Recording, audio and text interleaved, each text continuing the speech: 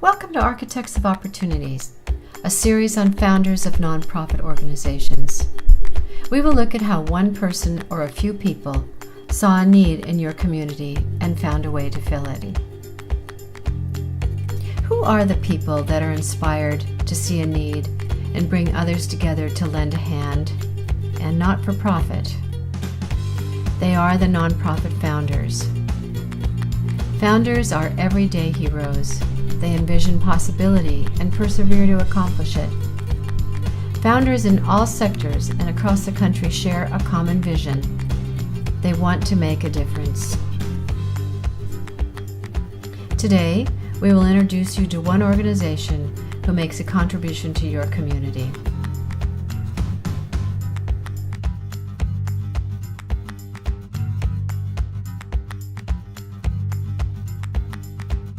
Marty, thanks for being with us today. We appreciate your time in our documentary and our TV series for the Marin Founders Celebration. And so everyone, this is Marty Weinstein, the CEO of Bay Area Community Resources. So Marty, I'm just going to launch right into it. Go for it. Tell me where this started, what was the idea, who is behind all this? Well, it's a pretty interesting story, and it started, in 1976, and I think a group, actually mostly parents, in Marin County saw a need to do something around some of the issues that were going on in some of the high schools in Marin County, and they got a federal grant to start a program, and at that time the organization was called New Perspectives, and over the years we've morphed it into what's now called Bay Area Community Resources. But let me just dig into that a little bit, because federal grants are not that easy to come by. Do you know the situation behind that? They know somebody? No, I think they applied for what is called an NIAAA grant, which was the National Institute on Alcoholism and Alcohol Abuse. Got the grant. I think the grant lasted for, I'm going to guess, it was a long time. It was about maybe 5, 6, 7, 8 years. And I came on sort of right at the middle of that effort and took the organization sort of not a different direction, but an additional direction. How are those parents still around, or is that one actually is Bob Davison, who's still on our board. Oh, okay. And so Bob has been on the board since its get-go, and he's been a total inspiration for the agency and for me in particular because of his commitment to this organization. That's wonderful. I've met him and I know how committed he is. Yeah, he's a great guy. Fantastic. So you came on board, and what was it like when you started? Oh, it was scary. I came on board. The first thing that happened is we found that some of our funding was going to get cut. So we had to make a couple of changes, and we were actually working out of a very small building in Larkspur. We used to call it the Hut, and it was like this little, strange little building. And we had around 5 or 6 people working for us, mostly therapists. And I was sort of brand new at sort of running a nonprofit. Some great people were there, but it was, a little bit scary and a little bit tricky because we were relying on this one particular grant. And so the challenge was, of course, to sort of see how we could build the organization over time. What did the parents have in mind? What was their aim? As I remember it, their aim was they were hearing a lot about sort of alcohol abuse at the schools, and so this grant would enable them to bring in counselors and talk to young people about their use of alcohol and drugs, and hopefully get them to sort of recognize that could be a really dangerous and difficult way to cope with life. And would the therapists then work with some of the kids that had problems? Oh, definitely, yeah. Uh-huh. It's all voluntary, though. Okay, right. The kids had to volunteer to come. Yes, okay. For sure. Have you followed some of those kids throughout time? That's been a while ago, not really, no. They're grown up now. Yeah, they're definitely grown up now. With their own kids with worse things in the environment than alcohol. Could be. Well, there's still a challenge in that area, but there are a lot of nonprofits around to sort of be support to those kids and those families. So that part's the good part. And so when you started and you saw a need to diversify your funding, it sounds like, and then you also diversified your programs. How did that work? Well, you're right. The main goal was sort of the idea that diversification, just like in the for-profit sector, reduces risk. Because if you have one grant from one funder and the grant or the funder goes away, you go away with it. So over the years, we started to diversify programmatically, geographically, funding-wise, strategically. And so, as you can see over the years, we've gone into a lot of different sort of areas, still maintaining sort of a behavioral health, drug and alcohol component, but a lot of other different components as well. And definitely grew geographically. So we were founded and started in Marin. We're still in Marin, but we're all over the Bay Area now. And you have a bigger budget now. What was your budget when you started? The budget was like 200,000. Where did you come Now from? it's 32 million. Okay, from 200,000 to 32 It's million. a pretty good growth path. It's a really good Pretty growth. happy about that. So you've been the you call yourself CEO Mhm. for how long? From the get-go. Which is Which was 76? no, actually I started in 81. Okay. So the organization had been there for a couple of years beforehand. Uh-huh. So there's sort of that initial phase. And then when I came on in 81, been here ever since. So 34 years. A lot of years. Wow. Yeah. You know what you're doing by now. I hope so. If not, I have to fake it. And so when you came on, what gave you the idea to start other programs? How did that work? What kind of need did you see? You were like a founder, really. Yeah, pretty much like a founder. So Yeah. some of it was opportunity. One of the things we believe in is that, don't just solve problems, but look for opportunities. Because there are plenty of problems that are not being solved. But if you can sort of link a problem with an opportunity to do something about it, that's where you can really make an impact. So the first sort of transition was about, we took the current program we had and started to place in other communities, particularly we moved into Berkeley and into West Contra Costa County with similar services. Then we started to get involved in sort of other business areas. And over the years that included, I think I mentioned to you, we are now the largest after-school provider in the Bay Area, and we run around close to 100 after-school programs on behalf of various school districts in the Bay Area. San Wow. Francisco, Marin, Oakland Unified School District, Antioch, Mount Diablo and Concord, a couple of Alameda. And so we have a really strong presence in what is a really important movement in this state, which is to provide free after-school services for low-income kids. I mean, that's throughout the state. And can you talk a little bit about how that works well? What makes it successful? We believe that what makes all of our programs successful is the relationship between our staff and the people we serve, particularly young people. So that's numero uno. Build a really strong connection between yourself and the people you're serving. In the after-school world, there are certain requirements. You have to provide academic support in the form of tutoring and homework help, and also what they call enrichment program. So kids get a chance to do homework help, tutoring, and then do a lot of fun things that build their sort of skill sets. And what we do is focus on what are called youth development principles, so that young people get a chance to develop themselves, develop their skills, develop competencies that are, pretty broad. Do you track results? Yeah, definitely. Give me some results that I can. Well, I'll tell you, one of our Well- programs, which is called the Youth Leadership Program, focuses on young people that have been in sort of the, quote, system, the criminal justice system, Okay. and are getting involved in more productive things. We have an amazing graduation and employment rate for these people, way Nice. above their peers. I think pretty close to 95% of those people who stick with the program graduate high school and either go on to college or get a good job, which is Fantastic. way better than sort of the statistical norm. Right, 95% is way better. Way high. It's really, Yeah. really powerful. And that program has been built on a sense of sort of peer-led communities. So in some sense, they're creating their own culture, and the support system are their peers. The We're kid- just there to help out. Right, that seems to be It's great. working. Everywhere we go, when we interview nonprofits where there's a peer system, a peer-led system, there's Exactly. success. It's really, really good. It's a great Yeah. model, and it's Yeah. it's fun as well. And do the kids come back after college and keep up with you and appreciate? Some of them work for us. Oh, that's fantastic. In fact, the person who runs this program was a client. Oh, I love that. Yeah, it's amazing. Wonderful. She was a young person, in high school, was a client, and now is the director of her own department, so to speak. What So success. that's a great success Yeah. story. Yeah, Congratulations. and we have a couple of those. So we have a lot of people who have been involved in our programs, been involved in AmeriCorps, been volunteers who come to work for us and stay and now are leaders in the organization. It's pretty cool. What's another program that you have that's...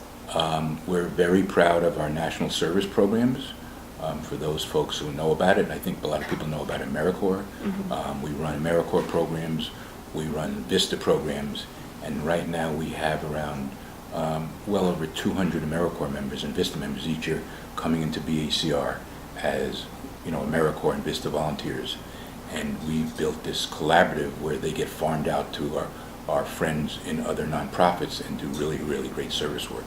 And they commit to either a year or 2 years of service and get what's called a living allowance. It's a great program. But around the A lot. county... Huckleberry, Yeah, you must know them. Huckleberry's been a partner of ours on this since its inception in 1994, as one Wonderful. example. Yeah, that's something I want to Yeah, do, is talk with them. exactly.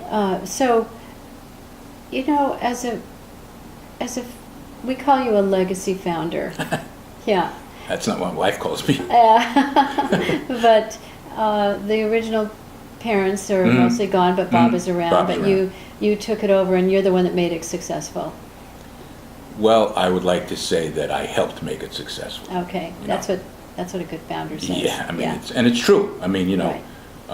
we were talking about that the other day, is that Peter Drucker says, if a founder leaves and the organization doesn't do well, that means that he or she was not a good leader. So I'm hoping when I do leave, that this organization flourishes, and if it doesn't, then I didn't really do a good job.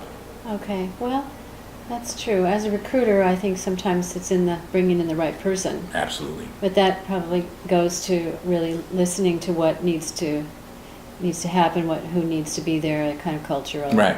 and expertise that And you yeah, need. sometimes things change, so, what might be the right kind of leadership now could be a different kind of leadership down the road. But one thing for sure is that you have to have sort of that, value and culture fit. You know about that. Yeah.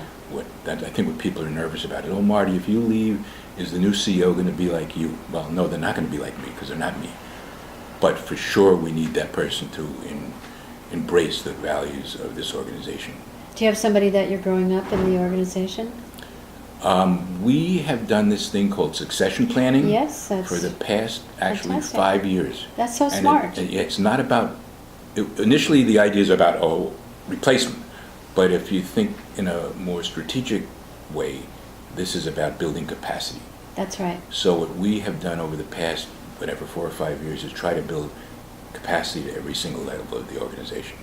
So if you're a middle-level manager, we want you to develop and grow some folks under you. If you're a high-level manager, we want you to develop and grow some folks under you so that everyone is sort of moving up That's a the good. ladder. That's really an excellent CEO to do that, because many organizations don't do it. They don't feel they have the time or the money to do it. But you carved out the time and the money Absolutely. to make sure that was done. And in that way too, it builds team rather than some sort of fear that they're going to be let go. That's true. That's Yeah. true as well. Yeah. So the idea is like, we have a team. I mean, if you're a manager, one of your most important jobs is to support and develop your staff. It's probably your most important job. Yeah, exactly. And to have the vision. You have a good board. Great board, very committed. Come from a variety of backgrounds. Alyssa Franklin is now the board president. As I said, Bob is still on the board. We have folks, lawyers. We have folks from the public education system, folks that work for city government. Pretty diversified, but actually a relatively small board. How many? Probably at the moment, I think we have like nine members. Oh, that is. We can for have an more, but it's organization. not that big. Yeah. And they've built their own community as well. So the board is really tight, and the board is really tight with myself and the other leaders in the organization. I'm asking some of these questions because the people that will view this will be your peers and board members and people in the nonprofit community, but also new executive directors, new founders, people who might think to start an organization. And so a couple of questions I have is, one is around collaboration, the other one is around your growth. So you had a small budget, it's now, what did you say your budget was now? This year it's 32 million. 32 million. That's remarkable. Lucky. Yeah. A little bit of luck. I suppose that's true too. It definitely. But it's also in the passion of what you do, the way that you speak about helping these teens, and what's the age range that you address? We work from elementary all the way to working in the Marin County jails. So Uh-huh. it's a really, really wide range of folks we serve.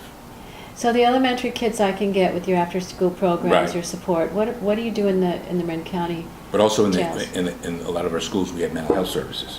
You So do. that's the other big piece.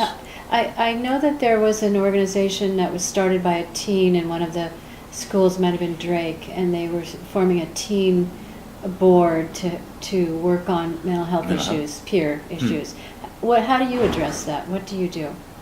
We negotiate with schools and school districts and place professional staff and graduate student interns in the school. And they are the front line of mental health service workers in the schools and have a caseload of young men and women and provide services to them on a regular basis and their families. And how do they do that? How do they identify kids with a mental health That's a issue? good question. So a lot of the referrals come from teachers. Okay. You know, the counseling is confidential, although we, of course, keep our school staff informed.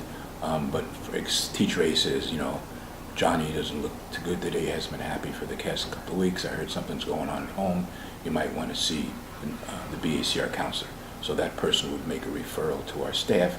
That staff member would then start to see this young man or woman and hopefully build a relationship and provide them with the support they need and deserve. Do the kids know it's a mental health Yeah. conversation? Yeah, a lot of, I mean, you know, that stigma stuff, it Yeah. doesn't exist. I was at a place the other day and some young woman was funny. She was saying, I have a dual diagnosis problem. I have a dual diagnosis problem. She was goofing around, but I think for the most part, the young people are sophisticated and they don't see it as like, oh, there's something wrong with that guy because he's seeing a counselor. That doesn't exist It's over? anymore. I pretty much, I mean, I'm sure it's not over completely, but the notion that you're bad if you see someone in a therapeutic setting, I think most young boys and girls and men and women are much more sophisticated about that. But, you know, ask some other people and see if they agree That's with me. good to know. Yeah. Well, Mike's doing a documentary on the homeless with mental illness. Absolutely. And there's a couple of things. One, we see kids coming into homelessness now they're aged out of foster care. Correct. That's just a big problem. So do you address that at all? We do. You know, actually, this program I just mentioned before works a lot with sort of foster care folks who are coming out in the, you know, transitional age youth. It's called the TAY Group, and we actually have a small homeless program that works currently with the young people who are homeless or have been formerly homeless. Everyone has experienced someone in their family or someone Yeah. they know. 1 in 4 people have a Yeah. mental health issue. Yeah, exactly. So you start with the youth that right in grammar school, and then you go all the way forward. So is this a fix to ending homelessness for good? One day, do you think? That's a big challenge. I mean, the kinds of problems that, you know, are out there in, you know, urban low-income communities is pretty massive. Not only just homelessness, but, you know, issues of poverty, issues of, you know, food shortages, mental health issues, school performance, graduation rates. You know, some of the graduation rates at some of our public schools is pretty dismal. Yeah. And I'm not blaming anyone, but the facts are that that's, as far as I'm concerned, a national tragedy. Yeah. That if you go to a public school in California, you know, some of these schools, there's a reasonable chance that you won't graduate. And that's a clear sort of social marker in this, in the United States. All the data shows that. You know, if you don't graduate high school, the chances, and you can succeed, but the chances drop pretty dramatically. There's a stigma around it too. Plus for a stigma, folks. for sure. If they think they can't do that, they can't do anything. Exactly. Yeah. So you get at that. We do the best we can. I think one of the things that we have to be honest about is that, you know, we're a direct service organization. So our work is mostly about providing services to a wide range of people.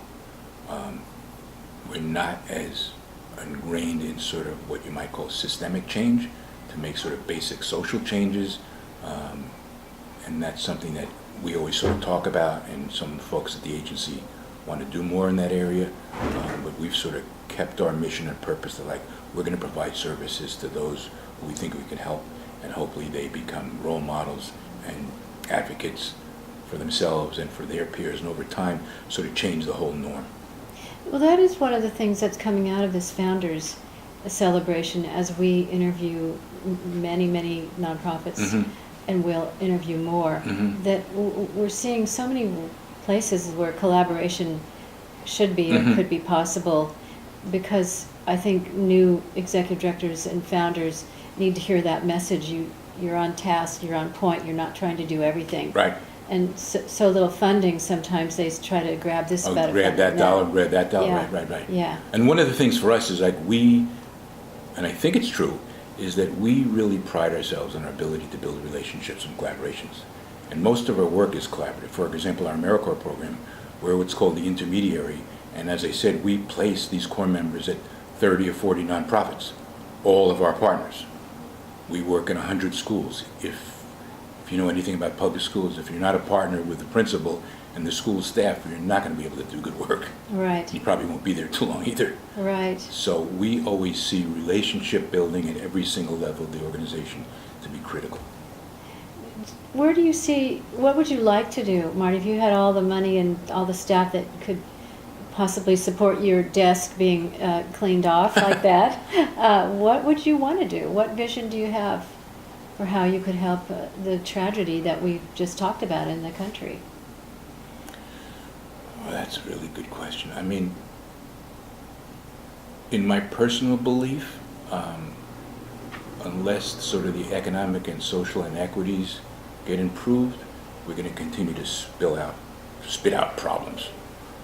So at its most fundamental level, you know, everyone knows about it now, sort of the income disparity in this country is sort of, I wouldn't use the word sad because it's worse than that, but it needs to be addressed. That needs to be addressed, in my opinion. What needs to be addressed for sure is the ability for people to get a good education.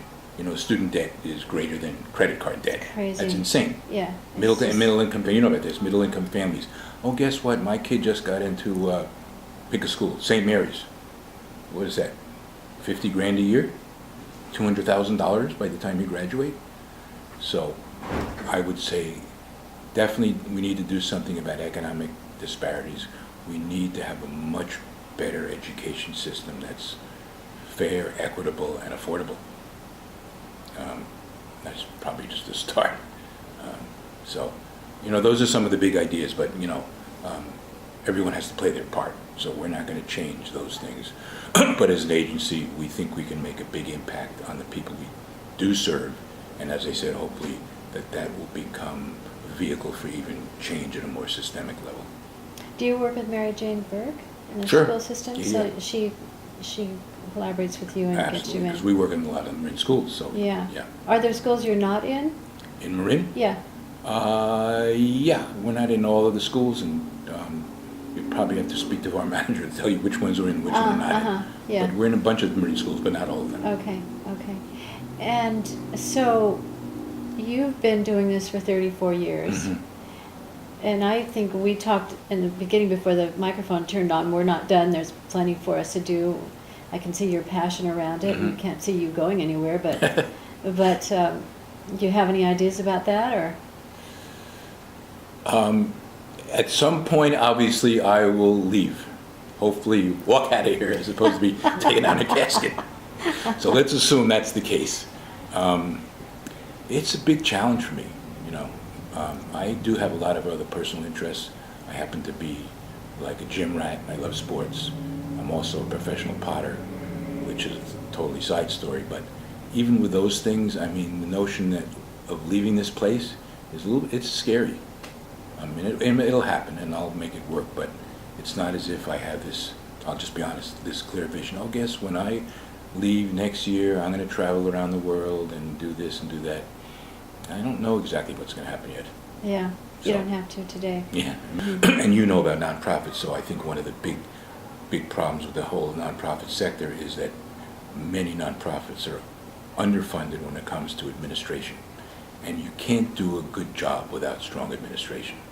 So, if I had to sort of advocate for one thing for the whole funding world, is, you know, say just like in the corporate sector, you need infrastructure. Mhm. Without infrastructure, in the long run, you're not going to be a good organization. Mm-hmm.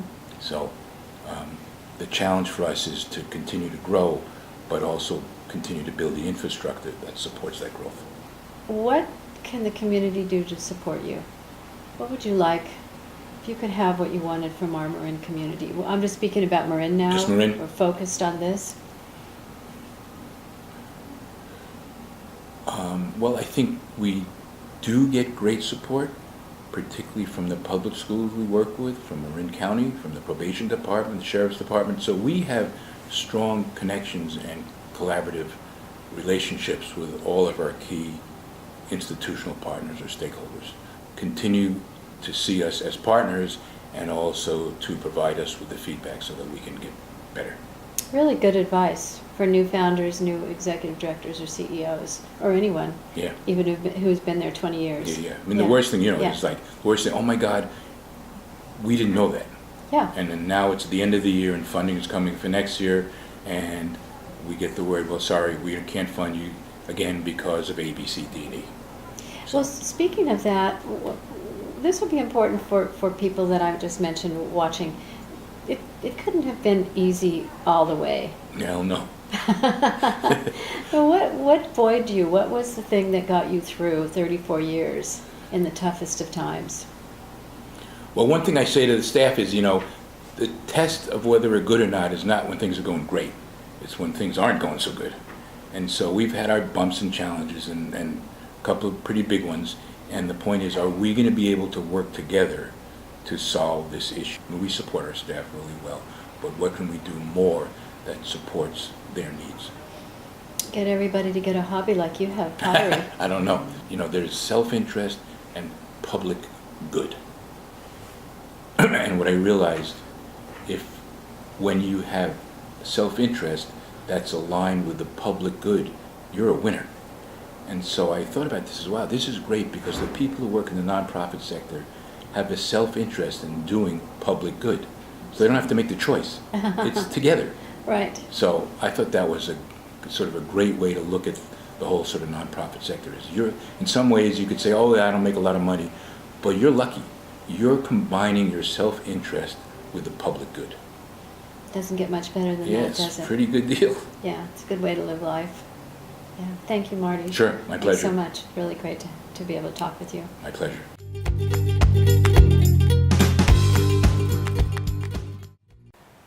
I help nonprofits hire staff and leaders to carry on their founder's vision. And so I've seen hundreds of nonprofits contribute to our community.